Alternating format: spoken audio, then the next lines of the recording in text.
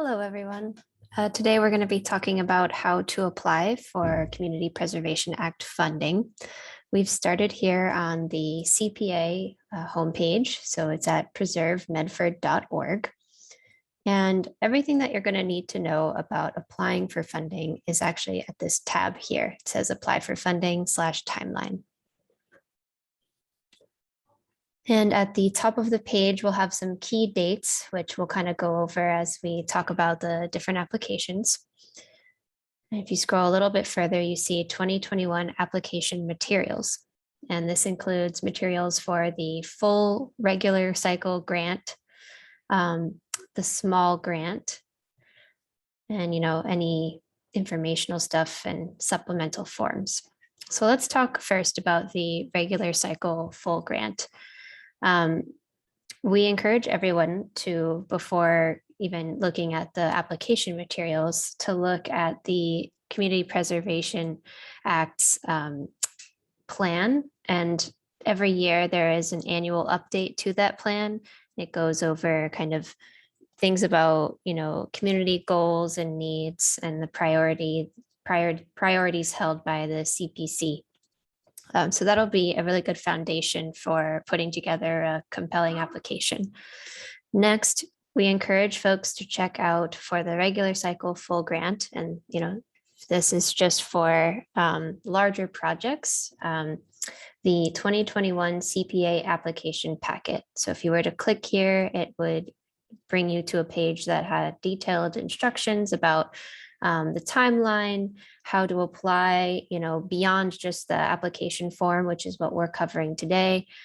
Things like eligibility criteria and the evaluation and scoring criteria, all of that's in there. So this is a really good resource to start with. Let's say you've done your homework and you think you have a good sense of what to expect and how to put this application together. The first step is going to be to put together an eligibility determination form. This is an online form, and it must be submitted prior to July 30th of 2021. So let's click on that.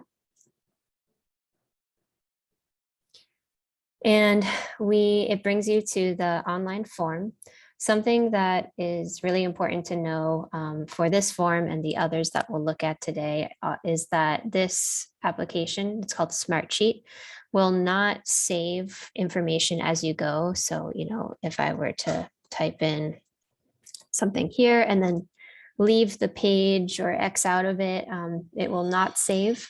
So something we recommend to everybody prior to getting started is to set up a separate document where you are typing in your answers.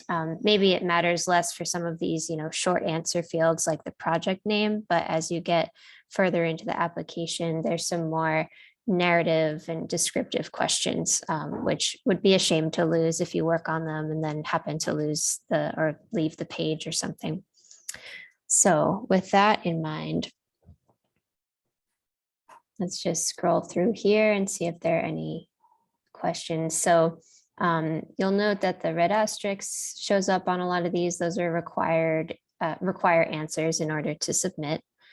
So you'll have to fill all of that out. And here we have, project summary, project status. So these are opportunities to give us, details about what you're proposing and how funds would be best used. And then at the end here is an additional attachments kind of widget, if you will. And you can drag and drop any needed files here. So this might include photos or plans. And something that I didn't go over yet, which is at the beginning of this here, is has to do with, first, if the applicant is a city department. So let's click yes. Then you have to make sure that you talk to the mayor's office and get authorization to apply for CPA funds. And the way that the CPA knows, or CPC knows rather, that this has been done is if you fill out this form. So if you click here, it just has, it's a very brief form with some lines for the mayor to sign at, and their office will designate a city liaison who will be kind of following through on this project. So it requires their signature as well. So assuming this applies to you, this form will need to be completed with signatures and attached at the end of this this application here. In addition to that, if I can scroll up here, if the applicant is not the owner of the site or the property, then we'll just need some sort of documentation that demonstrates that you have the authority and consent to be applying for funds for this project. So again, you'll want to include that at the end of the document here. So let's go back. So assuming you submit this form, likely what will happen after that is the Community Preservation Coordinator, Danielle Evans, will be in touch with you to go over any outstanding questions or answer any questions you have. It's highly recommended that if you have concerns or questions that you reach out to Danielle at any point in the process, and I can we'll link to her contact information later.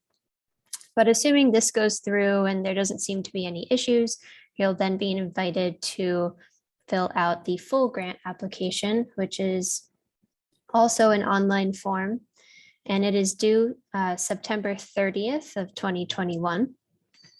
And it'll look like this. And it's the same thing as before. So this form will not save as you go. So we really recommend that you type out your answers in a separate form or document that you can save and access. And when you're ready to submit, you just copy and paste them in here. So let's scroll down.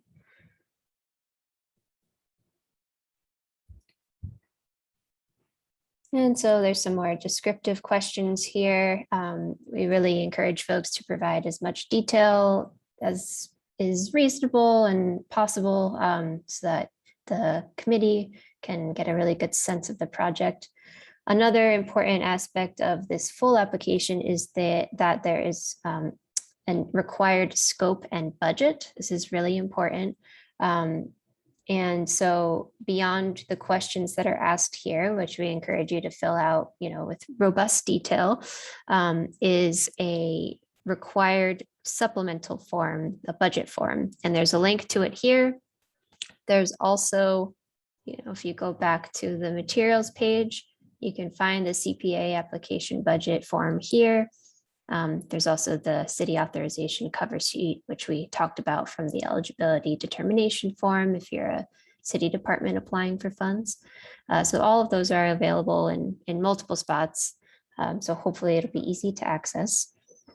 But again, we ask that you attach that along with any other relevant materials, and many of those are listed out here through this function here. So you can drag and drop files or browse your own files and attach. And something that is highly recommended for anyone filling this out would be to check that you want a copy of your responses sent to you. And to get that copy of responses, you need to provide some sort of email address. And that way, regardless of if there's some sort of a hiccup with it processing or whatever, or you just want to be able to refer back to it later, this way you get a copy of what you've put together. So that's everything we'll go over for now for the regular cycle full grant. And again, these are for kind of larger projects. I want to touch a little bit on small grant applications. So small grants are for projects that are up to, but no more than $5,000. And the total cost of the project is up to $10,000. And something to keep in mind is that small grant applications will be accepted on a rolling basis. So there's less of a cycle for these. That said, City Council will not approve any funds that are recommended by the CPC between July 1st and September 30th. So that's something to keep in mind as you're considering putting together an application. And also, so this amount of money, 50,000 here, will be available in small grants for funding this year.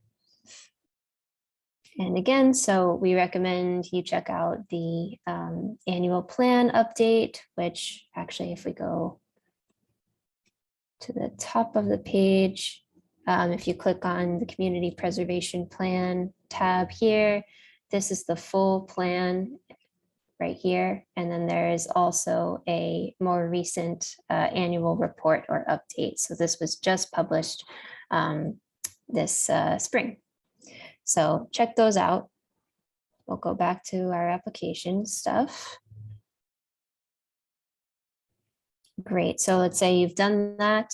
There's also a small grant pamphlet that has a lot of great information. The CPA small grants application packet for 2021 is also up and available. And much like the regular cycle full grant packet, it has a bunch of detailed instructions, information about timeline, anything you might need. And then for any additional questions, we encourage you to reach out to our CPC coordinator, Danielle.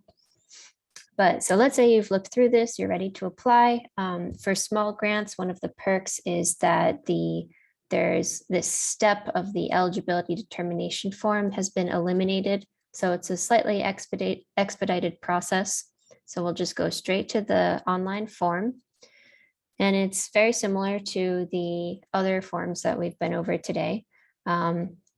As was recommended before, this form won't save as you go. So type your responses in a separate document that you can save and access later. And then you can, copy and paste once you're ready to fully submit. And much like the eligibility determination form from before, if you are not, if you, the applicant, are not the owner of the project or the parcel, then we require that you submit some sort of documentation that demonstrates that you have, you're authorized to be putting this application together and making these changes. If you are a city department, then same goes here. We require that you be in contact with the mayor's office and put together the city authorization cover sheet. So that'll be signed by the mayor and by the designated city staff liaison. In this application, there is also a need for budget. So again, we'll require that a budget form be filled out. I'll just click on one here to give you a sense of what it looks like. Filled out and attached. Oops. To find the small grant application. There we go. And, you see these narrative questions here.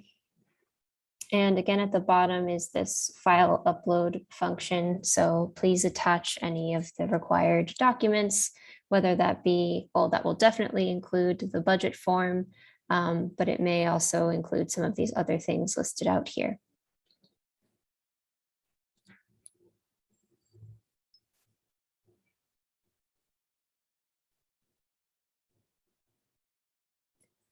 And that is basically it. I just wanted to leave everyone with the contact information for our community preservation coordinator, Danielle. It is devans@medford-ma.gov. So right here. So please feel free to reach out with any questions or concerns. We look forward to hearing from you.